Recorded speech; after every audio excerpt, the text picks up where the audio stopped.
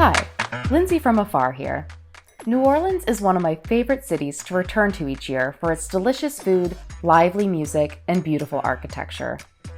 You can find all three of these things in the Garden District and a variety of other spots in uptown New Orleans, like the Irish Channel. Come with me as I spend the day exploring this beautiful part of the city.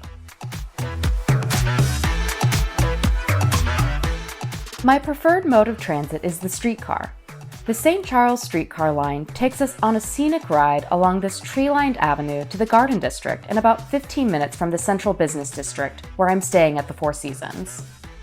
Known for its grand mansions, oak-lined avenues, as well as some of the city's best shopping along Magazine Street, the Garden District was established as a residential neighborhood in the late 1840s and officially incorporated into the city of New Orleans in 1852. First, we're stopping for breakfast. We're at Chef Mason Hereford's Molly's Rise and Shine, a casual breakfast restaurant that serves biscuit sandwiches and sides in a dining room decked out in ephemera left over from a 90s childhood, just like mine.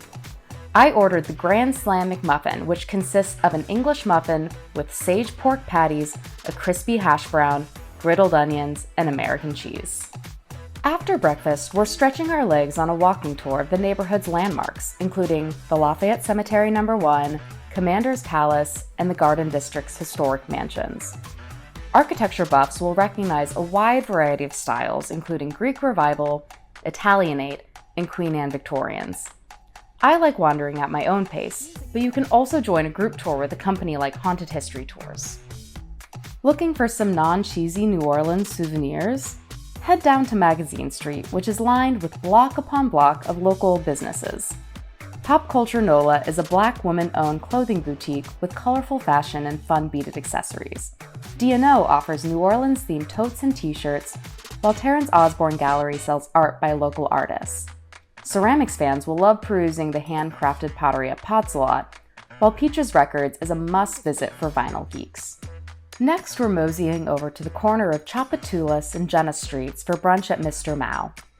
Opened in 2021, this is a self-described tropical roadhouse restaurant that's unapologetically inauthentic from chef-owner Safina Wong and her husband-partner William Greenwell.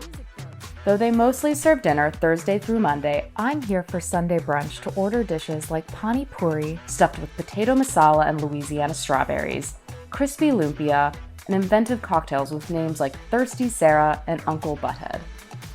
I was tempted to order everything, but I saved room for dessert since Hansen's Sno-Bliz is just 3 blocks west. Hansen's has been serving snowballs, cups of finely shaved ice doused with sweet flavorings in a rainbow of colors since 1939, and is still family-run today. The selection of flavors is vast, and you can mix and match to your heart's delight. I went for Satsuma, a type of mandarin topped with sweetened condensed milk. A 30 minutes walk west, or a 5-minute Uber, is our next stop, Audubon Park, a 340-acre public green space in uptown New Orleans. Founded in the late 19th century, this park is home to a public golf course, a zoo, and more than 1,000 live oaks, some of which date back to the French Revolution. Birdwatchers take note.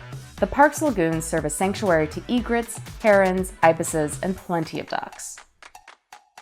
For dinner, we're heading to Mosquito Supper Club, which James Beard Award-winning chef Melissa Martin runs from a 19th century house in Uptown.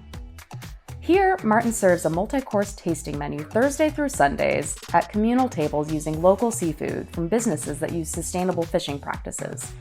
We joined a table of other diners, a mix of locals and visitors, to enjoy a family-style meal of bright-side oysters, smoked fish dip, crab claws, pickled shrimp, crawfish bisque stuffed with crawfish heads, and stuffed crabs. For dessert, a wild berry and buttermilk swirl ice cream with an alligator-shaped cookie on top. Of course, no visit to New Orleans is complete without listening to live music. There are so many venues in the Garden District and Uptown to choose from. Some favorites include Maple Leaf Bar, Tipitina's, and Bayou Bar. After a long day, I'm heading back to the Four Seasons. It's located in the Central Business District, just a short walk from the French Quarter, making it a great home base for exploring the whole city. Before calling it a night, I'm making one last stop at the Chandelier Bar in the lobby for a nightcap underneath thousands of Swarovski crystals. Thanks for watching this video by AFAR. Let us know in the comments below, where would you like us to go next, and what are some of your favorite spots in New Orleans? As always, like, subscribe, and safe travels.